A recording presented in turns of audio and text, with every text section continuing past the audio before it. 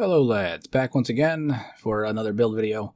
This time following up on a suggestion that was given to me to do a mountain base, and naturally with my ever-present need to make things interesting, I don't want to build the same base over and over again. So this time I'm building a mountain base, but I'm putting a Hiver spin on it. So we'll go ahead and get started. So the location that I decided to put this place together is right to the right of the hub. There's a really specific mountain that I've built on a couple of times, or in this general area by the pre-made metal bridge that's there. If you guys have watched my Rise of the Dwarves series from a couple of years ago when I first kind of started doing Kenshi stuff, you'll probably be familiar with the location. So the reason why I picked it is because there's that bridge on the bottom, and it gave me the idea to put together a base where there is a bridge component to it. I thought it would be a really interesting idea to create kind of a Hive city with like a bridge component where the main keep is separated by this great ravine. And I also thought it would be really cool to, from a defensive standpoint, because not only would it be separated by this great ravine, but while the enemies are crossing the bridge, they could be getting mowed down by turret fire as well. So I thought it was a really cool idea to kind of have this like drawbridge separating the primary keep from the rest of the city or the base or the outpost. So you're going to see this particular spot. There was a lot of lining up and stuff, a lot of micromanaging on this one because I was using two main mods for the most of the buildings. I'm using the Hiver buildings mod and then the Hiver hosier buildings as well.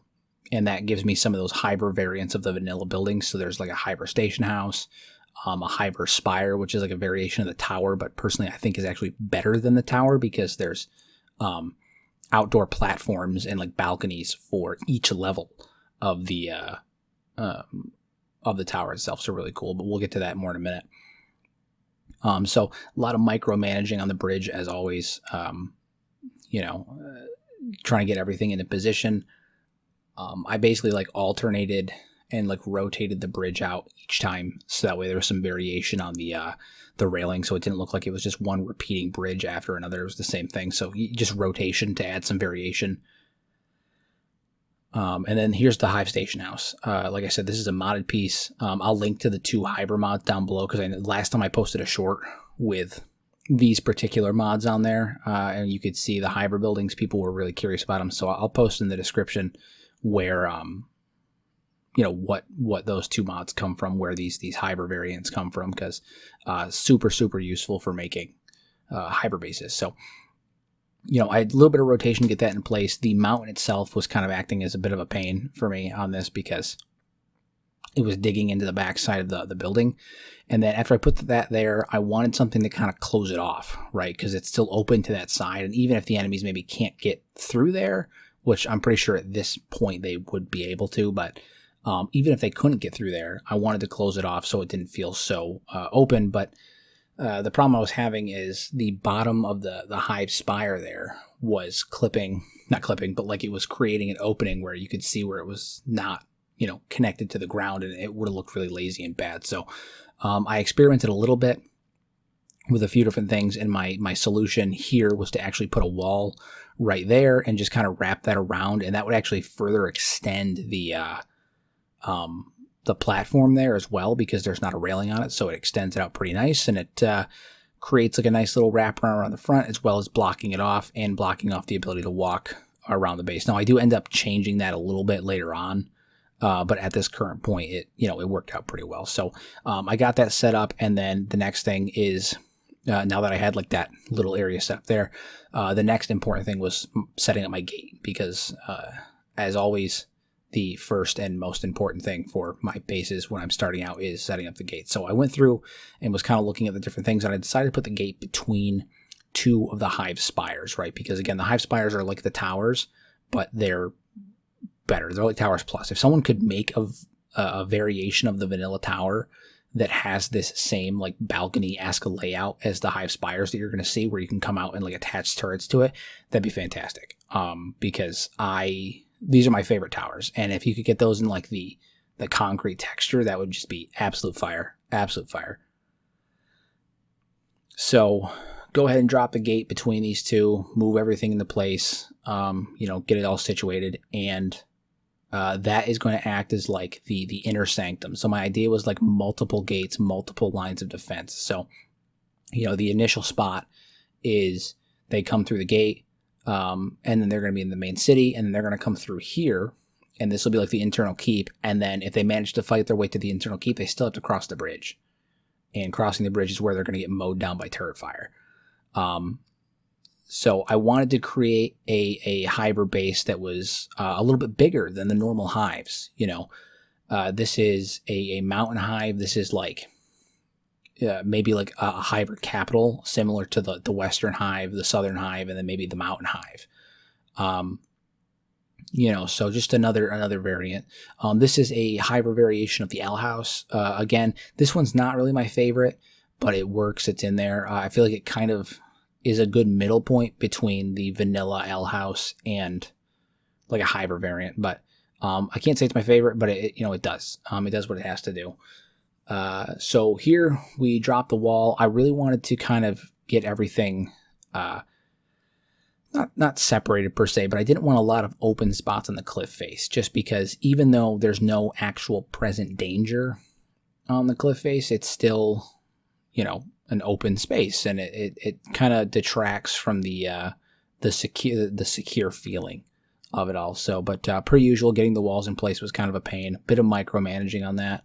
I really try to not fiddle with it in terms of getting everything super even as much as I usually do, because it was a Hiver base, right? So the Hivers build their buildings, as far as we know, by vomiting, and like using sticks is essentially rebar to hold everything in place. So they use, local fauna as rebar, and then they'll vomit like this weird, hard substance, and that's kind of how they make their buildings, or at least that's the way it's implied through, the in-game dialogue. And so my thought was that they wouldn't necessarily make these buildings perfectly straight, because they're not building them with traditional conventional materials. It's almost like building a mud wall. It's not going to be as perfect as, say, someone who was building like a professional like mason wall and stuff. So, I was kind of fiddling with it, but I'm not as anal about making things perfectly straight as I usually am, or upright. Like if there's a little bit of curvature or like incline or anything like that on the walls, it wasn't that big of a deal. So I still, really wanted to put a spire over here, because this is supposed to be the central keep, right? And so part of that central keep look is that I wanted it to feel kind of grand. And so the spire, just because of the shape of it, I mean, it's such a great building. I can't stress enough how much I really like the spire. Fantastic building. And so because I really like it so much, I really wanted to put it over there. Plus, it kind of drew everything together. Just having the station house doesn't look as well. So I played with a little bit of ideas with like maybe having the walkway lead over and ramp directly into it, but it was clipping weird and would have either gone into the building, or it would have, it just was clipping weird. It wasn't working for me. So I played around with a few other options, and then I ended up just taking the existing wall there, rotating it slightly, and then bending it down so it almost acts like a ramp right off of the station house. And it worked out perfectly fine. It works fully well. It separates the two, but also, makes them accessible. So like, even though they're separate buildings, they look like they go together. They function really well. And it looks like something that the Hivers would build. I'm not trying to build a full like compact keep for them, or like castle or anything of those lines. I just wanted something that felt like the Hivers would reasonably put together. So the problem that you'll end up seeing as I move through things is that the Hiver variations for buildings are not they're not very plentiful. There's only so many options that I could go with. And because there's only so many options I can go with, towards the end, I'll start focusing more on some of the other elements of the aesthetic rather than the buildings themselves, because there's only like a handful of buildings I can use, So drop another L house. I'm starting to kind of work on the exterior portion of the quote city, or the encampment. And I'm just trying to place a couple of buildings down to set it up and get it functional. The one good thing I will say with like the L house and some of the other Hiver buildings, is because they're made with sticks. A lot of times they have like sticks popping out the bottom that kind of are supposed to act as like a quote root system or something like that. But they allow me to raise the buildings and put them on slightly more uneven terrain where it wouldn't usually maybe fit, because the sticks kind of look like it's propping the building up. And so there is a little bit more maneuverability than you might get with a traditional building, just by nature of those twigs and those sticks and trees and stuff that are holding it together. I say twigs and sticks, but they're thick enough that they were probably trees. Now that I've got a couple buildings down, I start trying to think about the agriculture and like the food situation. So I drop a couple farms here, and I do end up removing them later on because I didn't really care for them. But it gave me a generalized idea of like what I wanted to do. And so once the farms are down, I kind of play with them a little bit to get them, level into the way that I want them to, where they just have like a little bit of the soil sticking out, but they look reasonable. They flow with the terrain. Again, all of this complete waste of my time because I end up undoing it anyway, but it was a good shot. So, and it gave me, some of the plan for what I end up doing later. It kind of ended up moving off of that.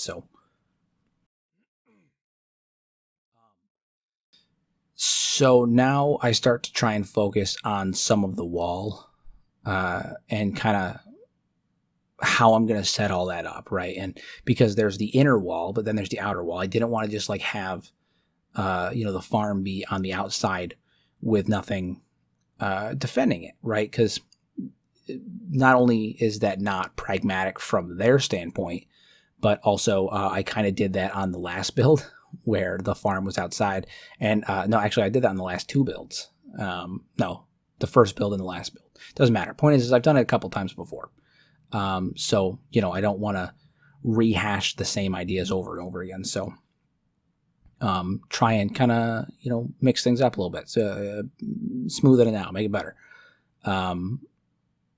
So a wall on the outside, the farm's being housed in this time. So I put the outside wall that kind of runs along, and then I drop a spire again because much like the towers, I am a huge fan of using them for, actual towers. Another cool thing about the Hiver variation is because of the way that they're shaped, you can have the wall literally just walk right up into the tower. I mean, it's badass. I cannot express enough how much of a fan I am of this particular mod, and these buildings, they're fantastic. So you'll notice that I put the ramp at the end towards the close, inner keep there, rather than closer to the tower. And the reason that I do that is that if the enemies break through the wall, the first thing they're going to do is try and get to the turrets that are shooting them from outside the wall, right? That's always the first thing that the AI does, is they head for the nearest turrets to take them out, and then they'll move forward, because typically those are the closest enemies, so they aggro them, which is fine. But I need to make sure that if they're going to go after my turrets, that they're going to have to like work for it. I don't want them to just run in, bank left, and run right up into my tower. That kind of defeats the defensive position that I'm trying to create. So again, not too focused for once on making the wall level and even with the ground, because just by nature of what makes this ground up. So I try to figure out what I'm going to do with this back wall here. I play around for it a little bit. I was a little concerned because you can see towards the bottom where it doesn't touch the ground, and that's one thing that I won't put up with. I'm okay with it being a little bit off kilter here because it makes sense thematically for what I'm doing, but it doesn't make sense for it to be floating in the air. That's a violation of physics, and I refuse. So a little bit of struggle with what I'm going to do there, but I go back with the true tried and tested spire because, again, just an absolute badass building. I consider making it go right up onto the wall like it did last time, but on the other side, but I ended up going against it for a couple reasons, the least of which probably being that I don't think I could have actually made it happen without it causing floating issues, which would defeat the purpose of why I didn't put a wall there. So I do end up connecting it in such a way where it doesn't float. You can see in the back I touch it, and then there's a little bit of an overhang from the balcony, but not too much. It's a good amount. It's a tolerable amount. So good on that. Right around there is where I get annoyed with the farms, the way that they looked and the presence of them, and I delete them because they took up too much space, and I didn't want, like, this is supposed to be a hive, like a mountain colony, and so having, like, 1, 2, 3, 4, 5 buildings tops is not ideal. I wanted to create a couple more. I want at least a couple more buildings, right? Like, I don't want it to be like this is supposed to be a big fortress, but there's like 3 buildings. That's stupid. So I played around with this one a little bit. My thought was, like, maybe I could get it so this building could kind of both get onto the wall and also act as like a building itself. But one of the entryways actually got blocked off because I had to tilt it into the ground, and I didn't know if the pathfinding was going to work right. And also I just, I don't know. Again, it was a little big, a little bit of an eyesore, and I was trying to keep in mind the natural flow of this city. You don't want to put a big building directly in front of the gate and block off the path leading to the next gate, right? Like, you want there to be a reasonable flow. So I end up dropping another building right here on either side of the wall. And then those, in my mind, those could act as like little houses or storage areas or something along those lines. Because there's a good number of Hivers that live here, and this is like this is a large full colony. So there's that. So I end up moving one to one side, one to the other, and that kind of also just breaks up some of the openness of the intro of the base. So that there's not just like a freestanding wall and then just nothing. Like, you want to put stuff up against the wall because it kind of acts as a brace, but also not that there's artillery like this in Kenshi, but like from a thematic and historical standpoint, you want a couple buildings that are right up against the wall because they'll reinforce the wall, and they're also less likely to get hit by artillery fire. Oh, I can talk, I promise. So here I'm kind of redefining the shape of the wall. I wanted to bring the gate in a little bit more so I'd have a bit more of a natural V shape. And that's just so that way my turrets on the wall can actually shoot, enemies that are at the gate. If you don't angle your wall inward like that towards the gate, unless like you're, building a compact castle where everything's super close by, so it doesn't really matter too much. But if you don't angle your wall kind of inward in that V shape, you end up with issues where your archers can't hit the enemies that are actually at the wall, and that kind of defeats the purpose of the wall. So you don't really want that. A little bit of adjustments to make sure nothing is there's no gaps or anything like that. Make sure everything clips properly, looks good, and it's walkable, right? We want to care about nav mesh and pathfinding and all that stuff as well. So good there. So we've got a good shape. I mean, the base is really coming together. We can see here clearly the bridge is working. Never had to test it. It just worked right away, which is awesome. Love when a plan comes together. And I start dropping some turrets because I needed a minute to consider what else to do. The nodes here are in the wrong spot because I never saved and reloaded, so the nodes didn't update to the actual positions of the building. They're in the positions where I first placed it. So if you place a building using Shift F12, if you want to place down turrets on the nodes, you need to actually save and reload to update those nodes. Otherwise, they won't work right. Now, the L house and the station house, they have nodes that are on top of the building, and you can't get to the top of the building. They are the nodes from the original types of the buildings where you could get up on the roof. You can't get on the roof, so don't bother using them. Just throwing that out there. It doesn't work that way. So I start dropping turrets. I try to drop them semi-strategically where they can both shoot inside the walls and outside the walls. And also, like, the ones that are on the spire can still hit the guys that are at the front gate. I tried to make that generally capable because that's kind of the point of the towers. You want to hit them up front. So now I'm thinking about food sources. And I had already tried putting the farm here once before, and it didn't work. I tried maybe putting it with the fences because I was like, they have the wood. I was going to go with more of like a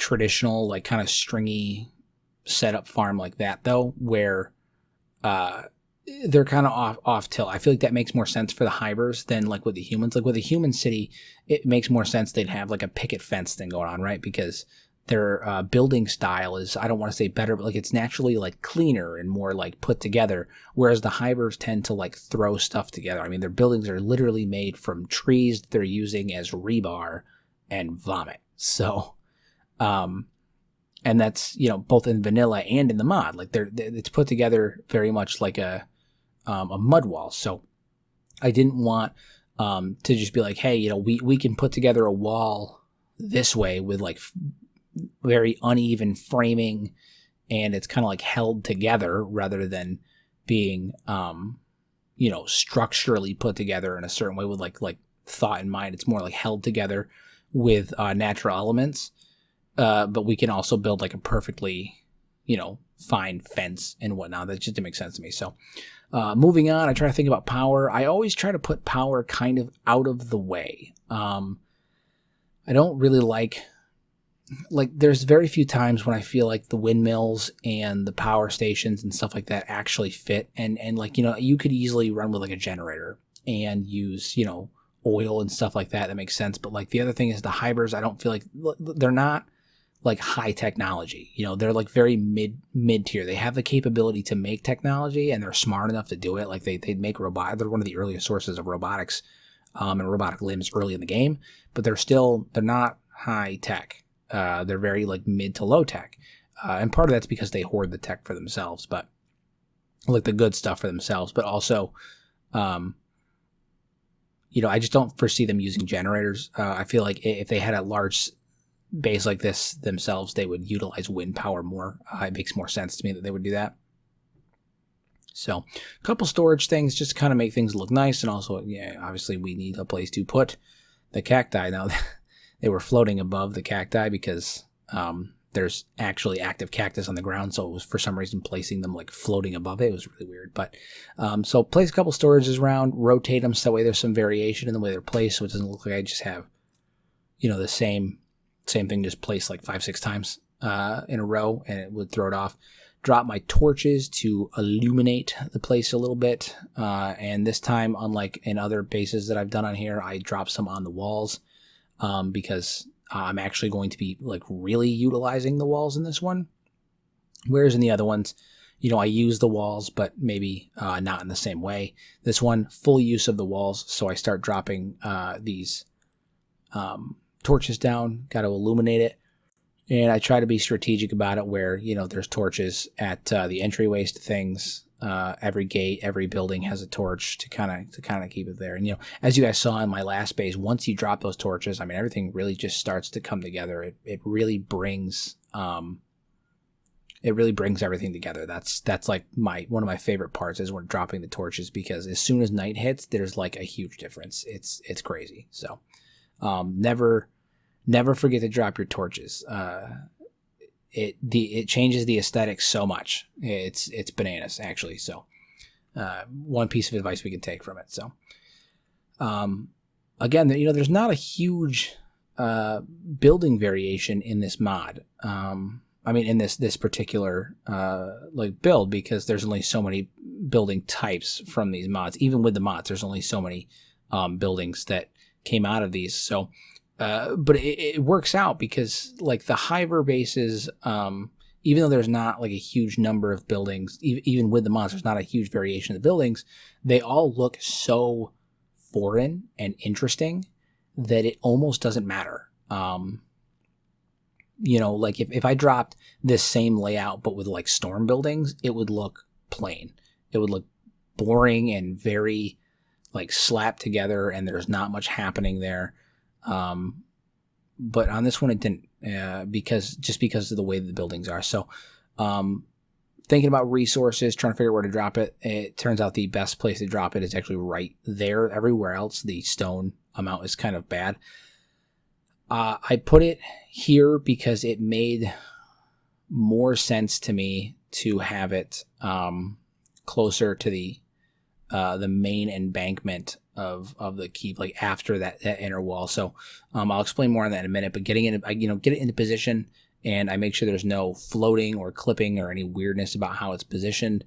Get it all set up, and then I actually dismantle this wall and make this area slightly accessible. And I wanted the mine on the innermost portion because like they farm on the outside in like the initial city entrance, but these building materials are very important. It's a source of industry, and so they're going to be working on that from the inside. So I drop a little bit of bridge there.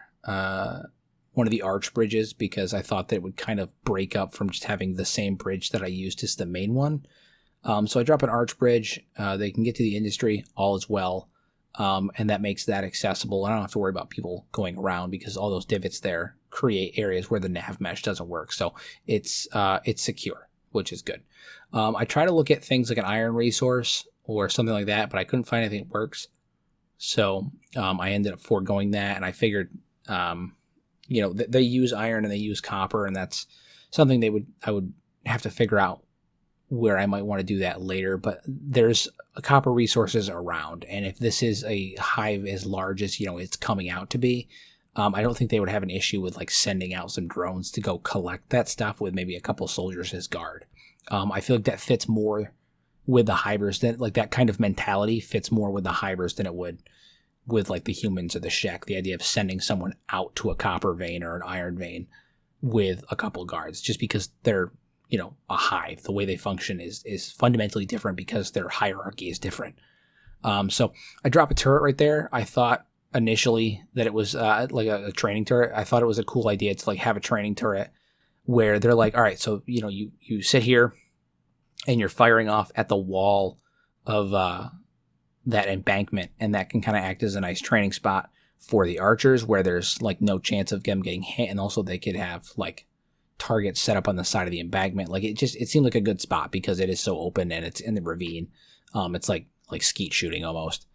And then I drop the training dummies right there because that is supposed to be like that L building there is going to be like the barracks for the main guard. They're obviously like, that's like the gatehouse, but also the barracks for the main guard. And then I drop a tent right here. At this point, I was mostly just trying to find ways to kind of spice things up and add a couple new elements because, again, there's not a whole lot of variation or like things going on throughout the village right now. It's kind of open, and so I kind of wanted to tie it together with some additional buildings or like decor and stuff that doesn't really matter. So like I dropped a little cooking pit there and like a couple of beds, and like I was using the camp beds on this because obviously they use them in the Hiver buildings, and my thought was like this is maybe the area where some of the guards would sit during the workday, or like where some of the drones would be at night when they're not working. Some of them are at least sleeping in the homes. Some of them are maybe sleeping out here on the ground. It's not like it's particularly cold out. I imagine in the mountains it's probably hot and dusty. Just this area is a very barren area. It doesn't get much life or water. It's probably hot during the day and then chill during night. But the Hivers are equipped to deal with that. They're a race that survives. That's kind of how they were built, is to survive. So I make the walls accessible by dropping down some stairs there, and I kind of just survey around looking for areas that I can improve things. I decide to add another building right here in between the two wells, and that can kind of act as like a farmhouse, or not necessarily a farmhouse, but like an area for storage for the farm. And stuff like that. And then again, it just kind of adds another, because I find that you don't want to make your base too cluttered, because if you put too much stuff there, then it kind of detracts from the whole thing and it gets non-functional and non-aesthetic. But if you leave it too open, then it looks barren and not run. But at this point, I was pretty satisfied. Everything was looking clean, and I didn't want to add too much more, or else it might break it up. So I'm going to call it right here and enjoy the montage.